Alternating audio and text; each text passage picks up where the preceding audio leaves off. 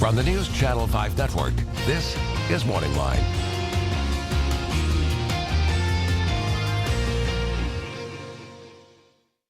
Good morning, everyone. Thanks for joining us on MorningLine. I am Nick Barris. It's a Wednesday. We've got a good show on tap for you. We're going to open up the phone lines. Going to ask you a question here. All right, last time you went to the doctor, last time you had an incident at the hospital where you were going in for some type of treatment, did things go well? I hope so. If you're watching us right now, maybe you're home recovering, or maybe you know someone that's been through something like that. Some people don't always have the most positive experiences. You hear about it, malpractice cases, results from, procedures that don't go exactly as planned.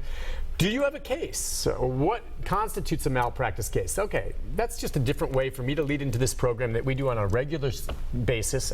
And our attorney friend here, one of the best malpractice attorneys in the States, and very few of them really, am I right? Not a lot. Extremely. Clint few. Kelly, good morning to you, Yeah, sir. Thank you for coming out. It's been a while since I've seen you, and thought we'd just get back into it. We'll open up the phone lines as always, 737-7587. But I know you keep busy. What have you been up to? Anything catch your eye lately in regards to, be it tort law, some interesting cases, just along those lines before we get into the basics about what people need to know? I'm just curious. What's caught your attention in the news lately? Anything? Well, I got a call the other day from a lady who went to one of these, they call it, I don't want to put out the name, but it's one of these places that claim to be a medical solution type clinic where they will treat all these different kind of problems. And she went to this place and thought that they were going to treat her for a thyroid problem, and there was a chiropractor there. Okay. And the first thing that he wanted to do was adjust her back. And she's like, I'm here for thyroid treatment. What are you doing trying to adjust my back? And he gives her the spiel about how, adjusting her back will affect her thyroid function and make her feel better, and she kind of felt like she got a bait and switch. And remember, we talked about this, I think, a couple of months ago about these chiropractors who are advertising, and people go in thinking they're getting one thing and they're getting another, and she claims she fell down. She was on some equipment that wasn't properly structured, and she fell down and hurt her back, ironically, even though we wanted to help treat her back. So I've been watching these because when you see these commercials, you think, oh, there's a doctor at these clinics. It's not a medical doctor, it's a chiropractor. Is that always the case? I mean, I'm just telling you, she called and went through her history with me, and like I said, I told you a couple months ago, these places that are advertising as if they provide holistic treatment, the word medical is put into the name of the clinic, and people think, well, that must mean a physician's there. Oh, I see. But that's not necessarily the case. These places can have chiropractors in them who are providing services, and people don't expect that. They think they're going to see a medical doctor. And that's fair enough to be aware of what you get. Now, they identify themselves as chiropractor. Now, is that a malpractice situation, or is that just, look, you want to be careful about when you go in and ask a lot of questions? That's what you've always told me, is make sure you ask a ton of questions. Yeah, it's not malpractice to advertise that you provide a service and someone thinks you're one kind of doctor and you're another kind of doctor.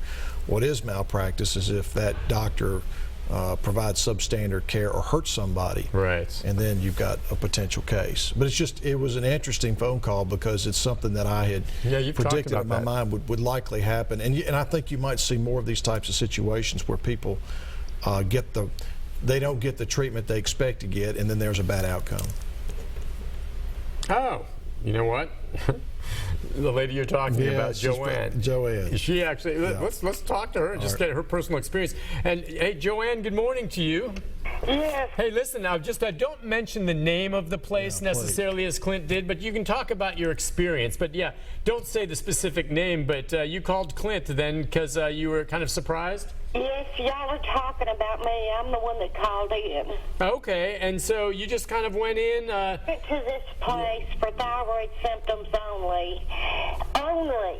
My endocrinologist that I had for 4.5 years, all of the 8 medications they had me on, none of them are working. My hair's falling out, my fingernails, all of the symptoms that they have on their commercials, I thought they could fix me. So I told my endocrinologist that I was going to go there, and he said that would be fine if you think they can help you. Well, my THS levels are normal, It's just the medications ain't working. I mean, the symptoms from, the medications. So I went there. 3 visits. The first visit, I just filled out paperwork and they drew blood. The 15th of April, I went there.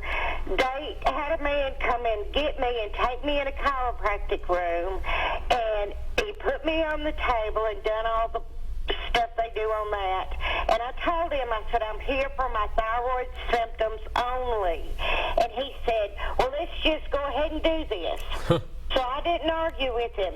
Then after that was over, which was about 3 minutes, he said, there's 2 stools over there against the wall. I want you to sit in the one on the right. I'll be over there with you in just a minute and sit with the one on the left. I went over there. This stool, the arms of the stool went out and in. The bottom was a little round cushion stool on a spring, and there was no back in this chair. He did not warn me about it. I turned around and put my arms on the chair, and when I sat down, I fell backwards. And that's where she hurt her back. You hurt your back. My neck is cracked in 3 places. Oh, I'm so sorry. My back. I've been disabled for 13 years because I've got 7 degenerative discs. They knew this from day one when I walked in there. I've got a spinal cord stimulator in. I fell backwards, hit my head on the wall. My feet went over my head. My back cracked.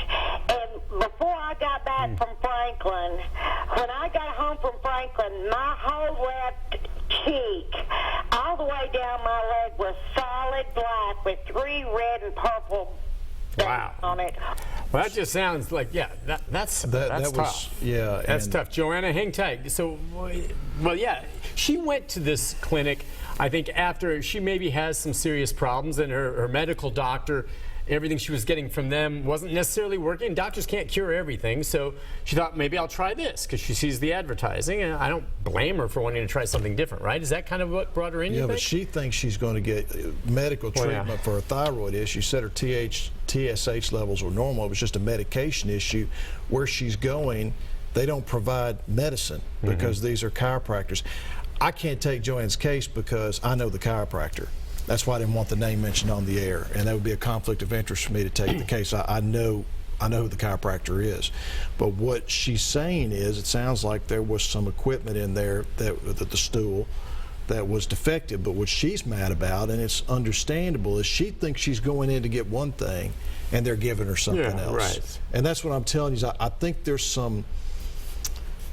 some deceptive advertising at some places where people believe that this is a medical-oriented facility where there'll be medicine given or medical treatment, and that's not what it is. It's a chiropractor, and chiropractors don't prescribe medicine. They're not physicians. They don't have the right to do that under the law, and so that's why she's upset, and it's understandable why she's upset. Okay, and the thing is, I mean, there are reputable chiropractors that advertise their services as chiropractors, and I know, I've never been to one, but I know a lot of people that say it's helped them. Right. That's the key, is that you need to be put out there and know, well, if I'm going to seek a chiropractor for what they do, that's fine. It should be advertised that way, right? You're just saying these days. Yeah, I mean, and it's not just this type of clinic, right? Joanne's not going there to have her back adjusted. Right. She's not going there to get what we typically think of as chiropractic treatment for someone who has spine issues.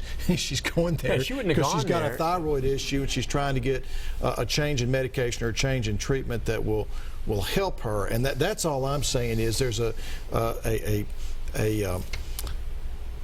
I think there's some deceptive advertising on the part of some of these places because people don't understand what they're getting themselves into. So what do you recommend then? Someone like her who's looking for something maybe to help because other things aren't working, they see these ads. What do you recommend? Or what's the easiest way to find out for yourself, short of what she went through, whether or not this is really what they're advertising? First, word of mouth. Word of mouth is always the best way to find out what you're getting yourself into. You want to know what reputation that clinic or that doctor has. Secondly, do an online research. Check online, see what the web page looks like. What are the services that are being provided by that clinic or by that particular doctor? And third, just like you said, buyer beware. We're all consumers. Ask questions. Don't just automatically say, well, I'm going to go ahead and give into this treatment because that's what this doctor represents. If you've got an instinct or your gut tells you something's not right, leave. Yeah.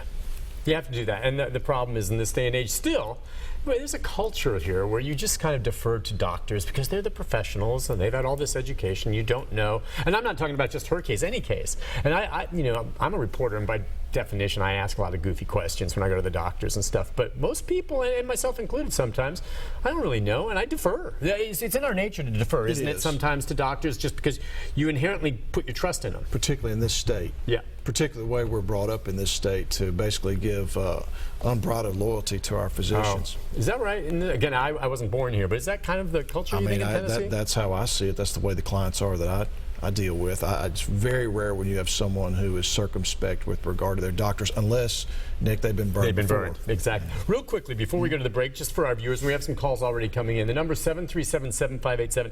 Explain to them, if someone's out there wondering, I wonder if I should call Clint, I had this experience. What are the questions they need to ask themselves to call in, about whether or not they may have a case? All right, well, the first thing is if they believe that they've been seriously injured or a family member's been seriously injured, that is the telltale sign to pick up the phone and call, because it's free. Yeah. I mean, my consultations are always free.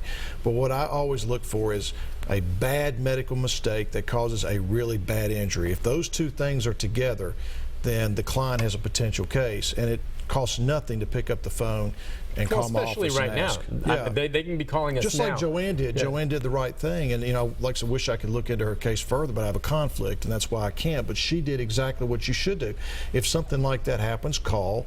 I have staff at my office, nurses and paralegals, who will take a background, and then I review the background and make a decision whether I'm going to investigate it. But again, the client pays nothing unless I recover money for them. Exactly. And the key on this, if you're suspecting something, you got to act quickly, and we'll talk more about this when we come back from the break. But you have 1 year statute of limitations in almost all cases, and if you've been wronged and you wait 13 months, you're out of luck. We'll take a break. We'll be back with your phone calls, more of our conversation with Clint Kelly right after this.